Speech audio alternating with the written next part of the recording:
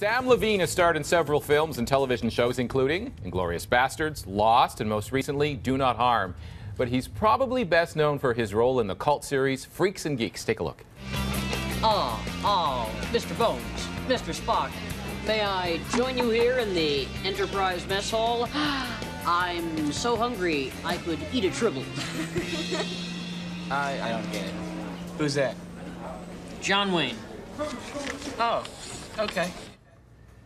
Oh, they grow up so fast, don't they? Samm Levine, welcome to the morning show. Thank you so much. I'm sorry you guys couldn't find a more current clip. That is so. People are nuts for that show. It's kind of like Arrested Development, where it had like this small following, but they love it. They did. They were very devoted. We are the luckiest show that we only had 18 episodes, and the fans still love it today as if it were like a brand new show. Because it was ahead of its time. I guess so. You know, people just like to say that it was one of those shows that they felt was their lives. You know, they totally connected with it. There was a character that they totally identified with, or storylines that they felt mimicked their life, and I can see that. Was it yours?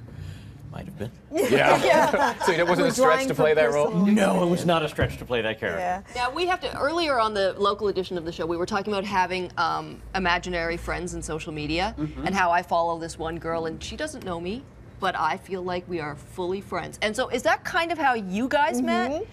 Well, here's how we met. We're going to hear his story next. Was he your imaginary friend on social media? He's not imaginary. Anymore. No. See, here's the thing. I have a crippling addiction to Big Brother. Right. And the only thing that can soothe that addiction is crashing the finales. Got it. In Los Angeles. And I did it for years. And when Dan won, I said, oh no, I got to meet this guy because he's an epic player. He is. Yeah. Like, he's like an athlete to me. He's my Jose Canseco. Flattery gets you everywhere. Yeah. I love that. So I made it a point. I was like, I'm going to go say hello to this man and tell him how well I thought he played the game. Now, Dan, you had a different version of the story. Stalker comes to mind. Sam was kind of hanging around. I'm like, Sam, what's going on? And then it clicked. I'm like, he's the guy from Freaks and Geeks. And I'm like, okay, he's just exactly like he is in the show. Kind of annoying, but No, that's fair. No, it's entirely fair. It's totally fair. But so now you've got so much going on, and you're here for kind of a secret reason. Can you? It's a secret. I'm working on a TV show that shoots in Toronto. I don't want to say because I feel like it's a show that has a lot. Yeah, it's a little bit of a spoilery thing. And so when it comes out, will you come back to talk about it? with pleasure. Okay. I'm guessing it's not the Real Housewives of Toronto. It is not the Real Housewives of Toronto. It's one the Real down. House Husbands. Oh, of there you Toronto. go. There you go. A Yes. little twist. That's right. Now, the interesting thing about Sam is he's been working in the business for so long, and we had dinner last night. And the funny thing is, Sam's so unique in the fact he's really young, but you've been working in the industry for what, 15, 14 yeah, it's years? about 15 years now. Well, and you've been on so many big shows and movies. I have to ask you, because I was a huge Lost fan. Oh, yeah. So were you on the I hated the ending camp, or I loved the ending I love camp? the ending camp. Really? Yeah. Please explain. Here's the thing. Damon Lindelof Yeah. is an old friend, so he can do no wrong in my book to begin with. But then on top of that, I mean, how would you have ended it? Is the question I ask people who say, oh, I didn't like the ending. What would you have done? What would have satisfied you? And nobody can really give me an answer. Just a few answers, Sam. Yeah, what well, was no, the but here's smoke the thing. monster all about? I could go on. I could go on. But here's the thing. I mean, there's no way they could have wrapped every little thing up. There needed to be some things left unsaid, open to interpretation, this and that. And I honestly thought it was a really beautiful way to end it.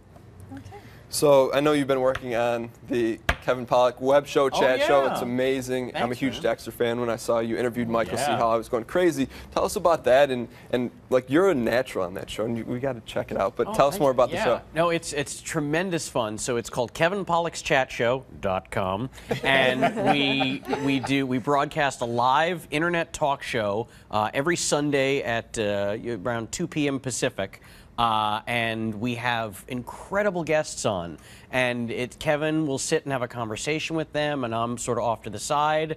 And we just had Michael C. Hall on, Dexter, and actually this past Sunday we had Dick Van Dyke on. Almost his last interview. I know, kidding. Potentially his last interview. You could have had the last interview. Yeah. Oh, cruel fate. I'm thrilled he's okay. He's such a sweet man. Yeah. 87. Yeah. Right.